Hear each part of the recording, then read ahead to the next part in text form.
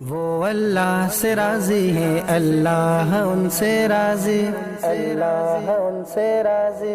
ایک ایک حکم آقا پر گزری جن کی ساری عمر، اللہ ان سے راضی۔ السلام علیکم ورحمۃ اللہ وبرکاتہ، نحمدہ ونصلی علی رسولہ الکریم، اما بعد، فاعوذ باللہ من الشیطان الرجیم، بسم اللہ الرحمن الرحیم۔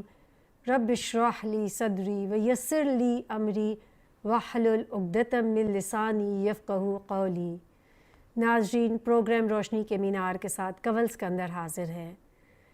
ناظرین، رمضان کا مہینہ ہے، مبارک مہینہ ہے، آخری عشرہ شروع ہو گیا ہے۔ یہ وہ مہینہ ہے جس میں اللہ سبحانہ تعالیٰ اپنے بندوں کو معاف کرتے ہیں۔ وہ دن شروع ہو گئے جس کی لیلۃ القدر کی رات آسمان سے فرشتے اترتے ہیں۔ زمین پر اس کثرت سے فرشتے ہوتے ہیں کہ کہیں ایک پاؤں دھلنے کی جگہ نہیں ہوتی۔ ناظرین، اس مہینے میں وہ لوگ جو اپنے لیے مغفرت کی دعائیں مانگتے ہیں، اللہ تعالیٰ سے دعائیں مانگتے ہیں، خود کو جہنم سے آزادی کے لیے دعائیں مانگتے ہیں، اللہ کی خوشنودی کی دعائیں مانگتے ہیں، اللہ کی محبت کی دعائیں مانگتے ہیں، اللہ تعالیٰ سب کی دعائیں قبول فرماتا ہے۔ خود بھی تہجد کا اہتمام کرے، تراویح کا اہتمام کرے، قیام کا اہتمام کرے، اپنے بچوں کو، اپنے گھر والوں کو اس کی ترغیب دے اور لمبی لمبی قرات کرے۔ اگر آپ کو قرآن زبانی نہیں آتا تو آپ ہاتھ میں لے کر بھی قرآن جو ہے اس کی تلاوت کر سکتے ہیں۔ نفل نماز میں اس کی اجازت ہے۔ حضرت عائشہ رضی اللہ عنہ کے غلام جو ہیں، جس کو نہیں آتا تھا قرآن زبانی، حفظ نہیں تھا، تو وہ قرآن کی تلاوت دیکھ کر کرتے تھے۔ تو اس لیے جتنا زیادہ اللہ سے ایک تعلق جوڑ سکتا ہے، قرآن کو پڑھ کر غور و فکر کر کے کہ اللہ تعالیٰ ہم سے کیا مانگتا ہے۔ اگر ان راتوں میں کوئی انسان اللہ تعالیٰ سے اپنی بخشش نہیں کروا سکتا تو بہت ہی بد نصیبی ہوگی۔ ان راتوں کو کھانے پینے میں اور ساری رات جو ہے لوگوں کے ساتھ سوشلائزنگ میں اور دعوتوں میں وقت ضائع نہ کریں۔ جتنی زیادہ عبادت کر سکتے ہیں اس رات میں کریں۔ ناظرین، اس پروگرام میں جب ہم روز ایک صحابی یا صحابیہ کی زندگی آپ کے ساتھ شیئر کرتے ہیں، تو آج جس صحابی کے بارے میں ہم جانیں گے ان کا نام ہے حضرت ابو طلحہ انصاری رضی اللہ عنہ۔ ناظرین، نبی کریم صلی اللہ علیہ وآلہ وسلم نے حضرت ابو طلحہ کے بارے میں فرمایا تھا کہ ابو طلحہ کی آواز مشرکین پر پوری ایک جماعت سے بھی زیادہ شدید ہوتی ہے۔ اس سے مسند احمد حدیث نمبر 203 میں فرمایا گیا ہے۔ ناظرین، بعض گھرانے اللہ تعالیٰ کی طرف سے بہت مبارک ہوتے ہیں۔ ان گھرانوں میں ہر فرد جو ہوتا ہے وہ اسلام پر چل رہا ہوتا ہے۔ اللہ اور رسول صلی اللہ علیہ وسلم کی خدمت کے لیے اس نے اپنی زندگی کو وقف کیا ہوتا ہے۔ ایسے ہی رسول صلی اللہ علیہ وسلم کے زمانے میں مبارک گھر جو تھا وہ حضرت ابو طلحہ انصاری کا تھا۔ ان کا اپنا نام جو تھا وہ زید تھا، زید بن سہل۔ آپ خزرجی انصاری تھے۔ ناظرین، مدینہ میں دو انصار کے قبیلے تھے، اوس اور خزرج، تو ان کا تعلق خزرج سے تھا۔ حضرت ابو طلحہ انصاری کے بارے میں بہت ہی دلچسپ قصہ ہے ان کے اسلام قبول کرنے کا۔ ایک صحابیہ ہیں جن کا نام تھا سلیم۔ سلیم جو ہے جب ان کے شوہر کا انتقال ہو گیا تو چونکہ سلیم جو ہے وہ بہت ذہانت اور فطانت اور ایک بہت ہی نیکوکار خاتون تھی، تو ان کے شوہر کے وفات کے بعد حضرت ابو طلحہ انصاری نے ان کو شادی کا پیغام بھجوایا۔ حضرت طلحہ انصاری جو ہے اپنی طرف سے بہت ہی دولت مند اور بہت ہی اچھے خاندان سے آپ کا تعلق تھا۔ آپ بہت بہادر تھے، آپ بہت جرئی تھے، لیکن جب ان کا پیغام حضرت سلیم کو پہنچا تو انہوں نے ان کے نکاح کے پیغام کو ٹھکرا دیا۔ اور ناظرین، کہ آپ جانتے ہیں کہ انہوں نے اس کی کیا وجہ بتائی؟ انہوں نے پیغام دیا کہ تم جیسے شخص کا پیغام نکاح ٹھکرایا نہیں جاتا، مگر چونکہ تم کافر ہو، بتوں کی پوجا کرنے والے ہو، اور میں ایک رب کی عبادت کرنے والی ہوں۔ جن بتوں کی تم پوجا کرتے ہو انہیں تو مدینہ کے ایک بڑی نے تراشا ہے اور بنا سنوار کر تمہارے سپرد کر دیا ہے۔ ابو طلحہ، تمہارے جیسے بہادر و خوبیوں والے شخص پر افسوس ہے، اس قدر سمجھدار ہو کر بھی تم لکڑی اور پتھر کے مورتیوں کے آگے سر جھکاتے ہو۔ یہ لکڑی اور پتھر کے بت کسی کو نفع یا نقصان نہیں دے سکتے، لہٰذا میں تم سے کسی طرح شادی نہیں کر سکتی. ہاں اگر تم اسلام قبول کر لو تو میرا مہر تمہارا اسلام قبول کرنا ہوگا، میں تم سے مزید کسی چیز کا مطالبہ نہیں کروں گی. ناظرین، ابو طلحہ کو جب یہ پیغام ملا تو آپ نہایت سوچ میں پڑ گئے. انہوں نے کہا کہ مجھے چند دن دیے جائیں کہ میں اس پہ غور و فکر کر سکوں. اتنی واضح اور اتنی زبردست دلیل تھی کہ وہ سوچ میں پڑ گئے کہ کیا کوئی اسلام، کوئی دین اس طرح انسان کو متاثر کر سکتا ہے؟ کیا اسلام کی ایسی قوت ہے کہ ایک عورت کو اتنی سمجھ بوجھ عطا کر دے؟ اور پھر اس کے بعد انہوں نے اسلام قبول کر لیا اور ام سلیم کی طرف جو ہے یہ اپنے فیصلے کی اطلاع بھیج دی. ناظرین، ان کی بیوی حضرت ام سلیم کے بارے میں بھی ہم تھوڑا سا جانتے ہیں. جب ان کی پہلے ابو طلحہ سے پہلے جو شادی ہوئی تھی، ان شوہر کے بارے میں کہا جاتا ہے کہ اس نے کفر پر ہی رہنا پسند کیا. ایک تجارت کے سفر میں جب گیا تو وہیں پہ اس کا انتقال ہو گیا. ان کے بیٹے تھے حضرت انس رضی اللہ عنہ. حضرت انس کے بارے میں کہا جاتا ہے کہ ان کو خادم رسول صلی اللہ علیہ وسلم کہا جاتا تھا. آپ اللہ کے رسول صلی اللہ علیہ وسلم کی خدمت کرتے تھے. جب اللہ کے رسول صلی اللہ علیہ وسلم مدینہ آئے تو ام سلیم آپ صلی اللہ علیہ وسلم کے پاس اپنے بیٹے کو لے گئی اور کہا کہ بہت سارے لوگ آپ کے پاس مختلف تحائف لے کر آئے ہیں، میرے پاس کوئی ایسا مال و دولت نہیں ہے، لیکن میں اپنا بیٹا آپ کو عطا فرماتی ہوں اور یہ آپ کی خدمت کرے گا، آپ کے پاس رہے گا. اور اس طرح حضرت انس رضی اللہ عنہ جو ہے آپ صلی اللہ علیہ وسلم کے پاس آ گئے. آپ صلی اللہ علیہ وسلم کی خدمت کرتے تھے اور بہت خوش ہوتے تھے. وہ کہتے تھے کہ مجھے بہت خوشی ہوگی کہ قیامت والے دن جب اللہ تعالیٰ مجھے پکاریں گے کہ وہ آپ کا خادم آ گیا ہے. ناظرین، حضرت ام سلیم اور حضرت ابو طلحہ کے بارے میں مزید جانیں گے ایک بریک کے بعد. السلام علیکم ورحمۃ اللہ وبرکاتہ. وہ اللہ سے راضی ہے، اللہ ان سے راضی، اللہ ان سے راضی. ایک ایک حکم آقا پر گزری جن کی ساری عمر، اللہ ان سے راضی. وہ اللہ سے راضی ہے، اللہ ان سے راضی، اللہ ان سے راضی. ایک ایک حکم آقا پر گزری جن کی ساری عمر، اللہ ان سے راضی. السلام علیکم ورحمۃ اللہ وبرکاتہ. ویلکم بیک ناظرین. ناظرین، بریک پر جانے سے پہلے ہم حضرت ابو طلحہ انصاری اور ان کی بیوی ام سلیم رضی اللہ عنہ کے بارے میں جان رہے تھے، کس طریقے سے ان کا اسلام لانا ہی ان کا مہر بن گیا. ناظرین، اللہ کے رسول صلی اللہ علیہ وسلم کی ایک حدیث کا مفہوم بھی یہی ہے کہ ایک شخص عورت سے 4 وجوہات کی وجہ سے شادی کرتا ہے، یا اس کے نسب کی وجہ سے، یا اس کے حسن کی وجہ سے، یا پھر اس کے دین کی وجہ سے شادی کی جاتی ہے، اور یا اس کے مال کی وجہ سے شادی کی جاتی ہے. لیکن اللہ کے رسول صلی اللہ علیہ وسلم نے فرمایا کہ دیندار عورت کے حصول کی کوشش کرو، یعنی تم اس سے شادی کرو وہ عورت جو دیندار ہو. اس کو بخاری نے روایت کیا ہے جس کا نمبر ہے 4802. ناظرین، حضرت ابو طلحہ انصاری کے بہت سارے باغ تھے اور ایک باغ تو ان کا بہت ہی خوبصورت تھا. اللہ کے رسول صلی اللہ علیہ وسلم اس کو بہت پسند کرتے تھے. وہ مسجد نبوی کے بہت ہی قریب تھا. اللہ کے رسول صلی اللہ علیہ وسلم وہاں پر دوپہر کو آ کر آرام کرتے اور اس کے کنویں کا ٹھنڈا پانی پیتے تھے. بعد میں جب مسجد نبوی کو وسیع کیا گیا تو یہ باغ جو ہے مسجد نبوی کے اندر آج شامل ہو گیا ہے. حضرت ابو طلحہ کے بارے میں یہ بھی بتایا جاتا ہے کہ آپ بدری صحابی تھے، یعنی بدر کی جنگ میں آپ نے حصہ لیا تھا اور اپنے بہادری اور جانثاری کے بہت جوہر دکھائے تھے.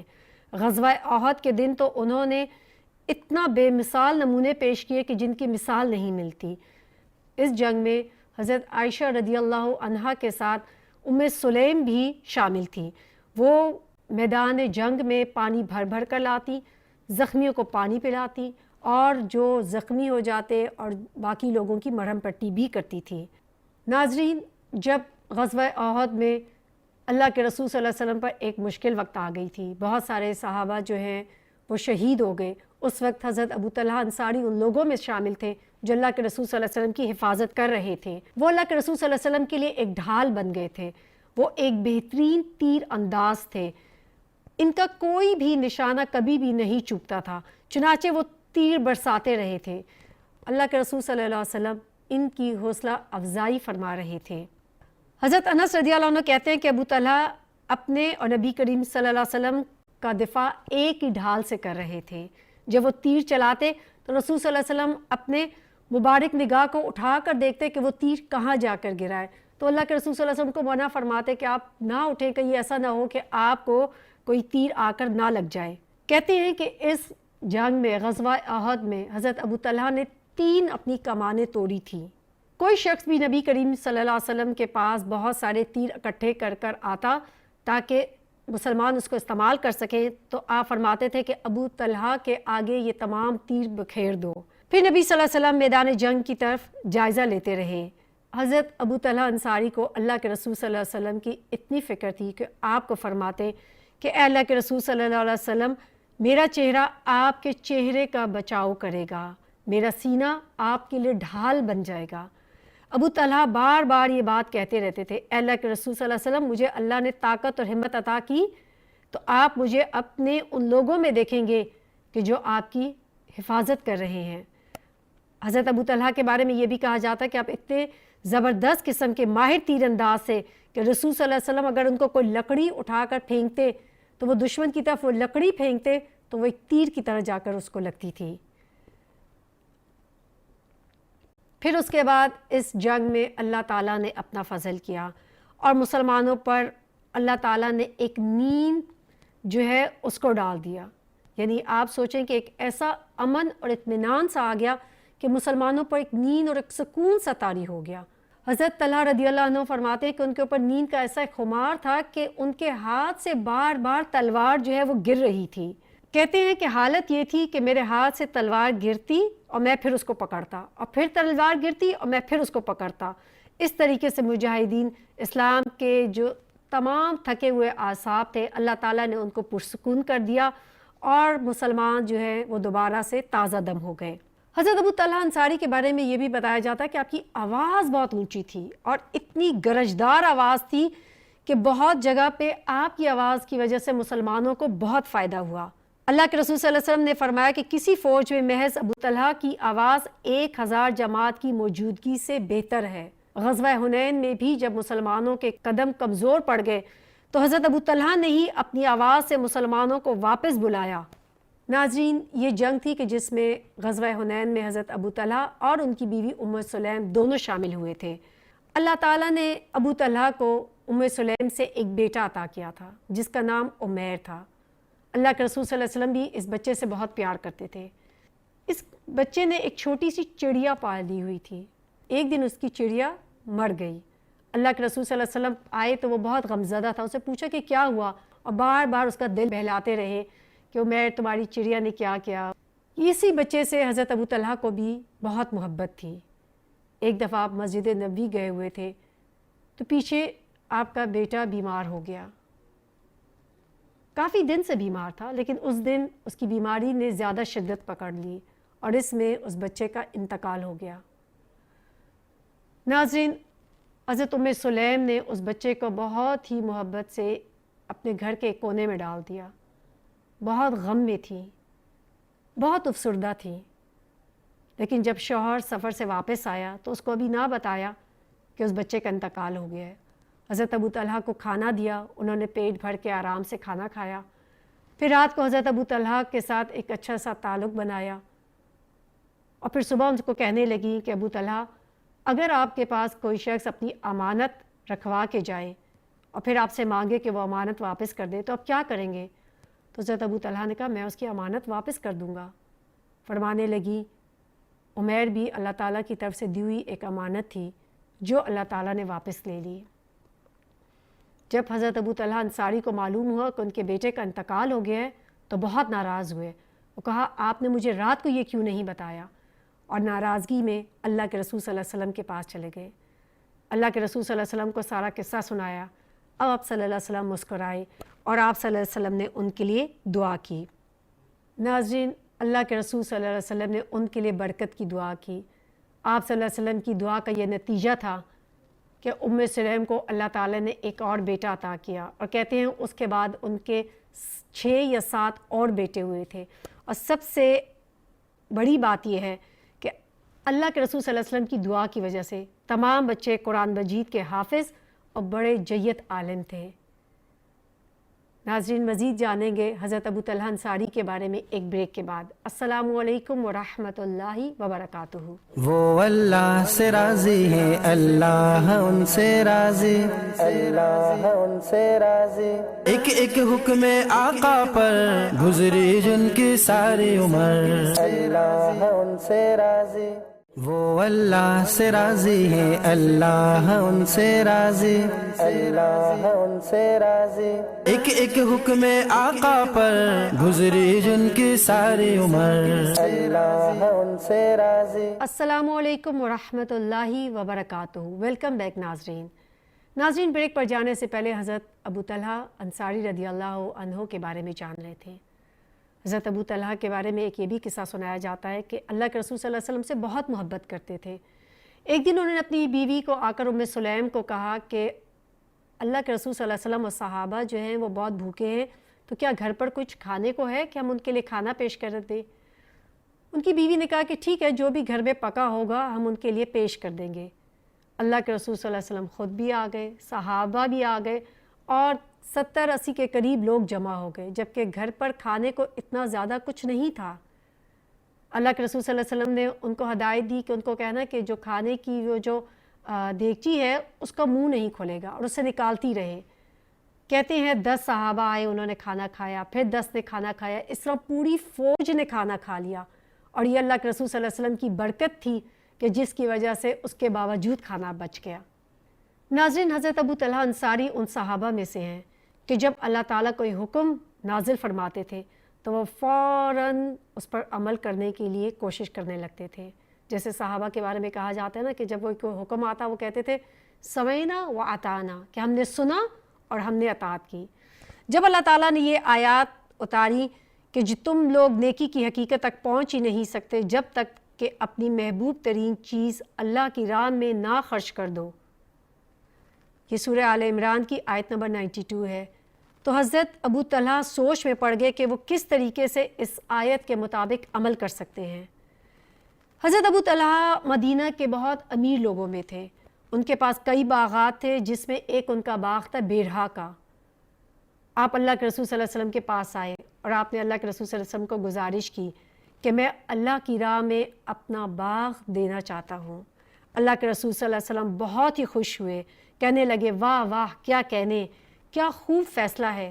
پھر آپ صلی اللہ علیہ وسلم نے ارشاد فرمایا ابو طلحہ اس باغ کو اپنے قریبی رشتہ داروں میں تقسیم کر دو، یعنی تاکہ کیا ہو جائے، صدقہ بھی ہو جائے اور صلہ رحمی بھی ہو جائے۔ چنانچہ ابو طلحہ نے اس باغ کو اپنے قریبی رشتہ داروں میں دے دیا۔ حسان بن ثابت رضی اللہ عنہ بھی ان کے رشتہ داروں میں شامل تھے، وہ کہتے ہیں کہ مجھے بھی اس باغ میں سے حصہ ملا تھا۔ ناظرین ایک مومن کا یہی کردار ہوتا ہے کہ وہ جب اللہ کو کوئی حکم سنتا ہے تو اس پہ فوراً عمل کرنا چاہتا ہے، کیونکہ اس کے لیے اس کی آخرت زیادہ اہم ہے اس کی دنیا سے۔